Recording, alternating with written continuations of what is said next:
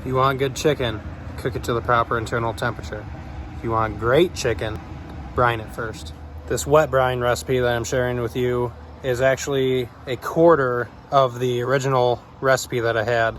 The original recipe was intended for whole chickens and whole turkeys. So if you're making something larger, I'll post that recipe as well. But for something small, like a few chicken breasts or chicken thighs like I'm using, the smaller batch is going to be plenty sufficient. There's no designated amount of brine for a certain amount of meat. You simply just have to make enough to make sure that the poultry that you're brining is fully submerged. My brine recipe is very simple. 6 ingredients, nothing complicated, very readily available ingredients. Making the brine is very easy, but the process can be a little hard to explain. So instead of texting everybody back, I figured I'd make a video on this. So when they ask, I can just send them a link. But to brine, you want to make sure that your brine is cold before you submerge your poultry in it to prevent any bacteria growth. And for me, I'm making this brine right now, and I want to almost immediately get my chicken in there. So I need the brine to be cold. And I'll show you how to do that so you can use your brine right away. So I've got a pot ready, and these are my 6 ingredients. And they range from 4 cups of water, half a cup of kosher salt, 2 tablespoons of brown sugar, 4 teaspoons of Worcestershire sauce, 1 tablespoon of minced garlic, and 3/4 of a teaspoon of black pepper. Now I'm going to elaborate on this because this is a very important part of the recipe. It's very important that you use kosher salt, not table salt. A half a cup of kosher salt is going to be much more mild than a half a cup of table salt. The crystals are larger, it has a milder flavor. If you use table salt, it's going to be entirely too strong and you'll ruin your poultry, I promise. So I've got half my water in this pot and the rest of the ingredients. I only have to warm this up enough to dissolve the sugar and the salt. After that's done, I have my other half of water chilling, added a bunch of ice to it, and I'll combine the two.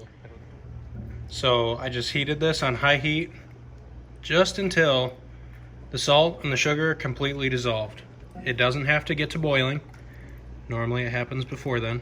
Granted, it's very hot, but it's not boiling yet. And everything looks good, looks well incorporated, and I think we're ready for the next step. So now it's time to add my chilled water. And right now, this brine is sitting at 175 degrees. So it's very hot. If I put the chicken in there right now, it would start to cook it, and that's not what I want. So I need it to be cold enough to safely put the chicken in there to brine for a few hours. So I have this water chilled with a bunch of ice, and I'm gonna pour in. Most of the ice will dissolve, but in the process, it's gonna chill the solution down dramatically. So I just removed this pot off the hot burner, and I've stirred it until all the ice is melted. And now, we're sitting at 43 degrees.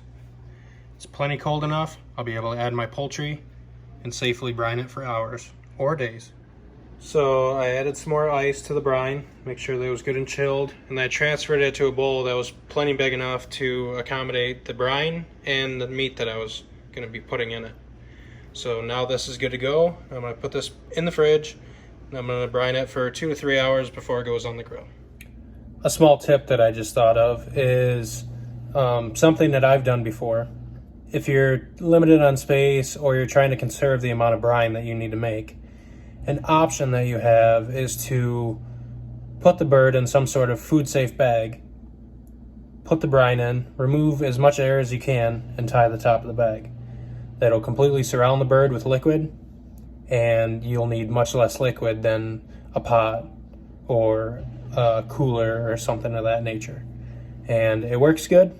I've done it before, but I do normally put the bag and the chicken or turkey into some sort of pot or pan in case there's some sort of leak in the bag. the tray underneath of it will catch any drippings. Due to the excessive salt content of brine, I recommend 2 things. 1, rinse or dunk the meat in some sort of fresh water after brining and before cooking. It'll help rinse off any excessive salt off the exterior of the meat and help cut down on the salty flavor. And 2, be very mindful of what you season your meat with. If your rub contains too much salt, it's going to overpower the meat. It's not going to taste good. As you can tell, brine is super easy to make, but I'm telling you, it makes a huge difference on the final product. I really hope you try it. Thanks for watching. I really hope this helps you improve your chicken game, and I'll catch you in the next one.